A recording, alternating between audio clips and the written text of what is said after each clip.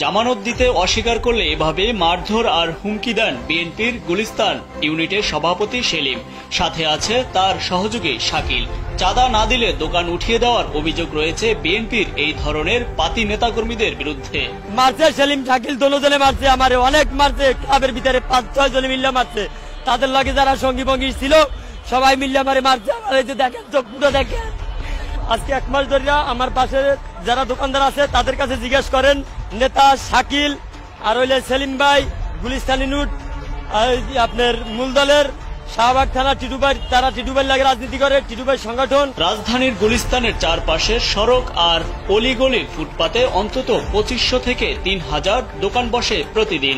আওয়ামী লীগ পতনের পর এসব ব্যবসায়ীরা মাসখানেক ছিলেন চাঁদামুক্ত, কিন্তু এখন গুলিস্তানে নতুন করে ফুটপাতের জায়গা বরাদ্দ দিতে শুরু করছে বিএনপির প্রভাবশালীরা। এক একটি চৌকি বসাতে দোকানিকে জামানত দিতে হচ্ছে 50,000 থেকে 1,50,000 টাকা পর্যন্ত। তারা আমার এখানে দোকান করতে দিয়া আমার 50,000 টাকা চাইছে এবং আমার দ্বারা মাসে 9,000 টাকা ভাড়া চাইছে। আমি মাসে 9,000 টাকা ভাড়া আমি দিতে পারি নাই। রাছেলের ঘটনার সূত্র ধরে আরো কয়েকজনের সাথে কথা বলার চেষ্টা করি আমরা।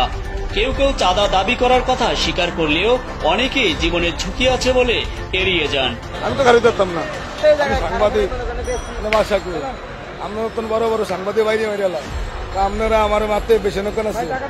আমি গরিব মানুষ, আমি এই দোকানটা করে চলি, আমার সংসার এইভাবে চলে, কিন্তু ওনারা যেভাবে দাবি করতেছে, যত টাকা দাবি করতেছে এত টাকা তো আমার পক্ষে দেওয়া সম্ভব না। আমি তো এতদিন ভালো ছিলাম, আমার কোনো চাঁদা দেওয়া লাগে নাই, কিছু করা লাগে নাই, আর এখন আমার থেকে ভাড়াও চাইতেছে, আবার 2 লাখ টাকা চাঁদাও চাইতেছে।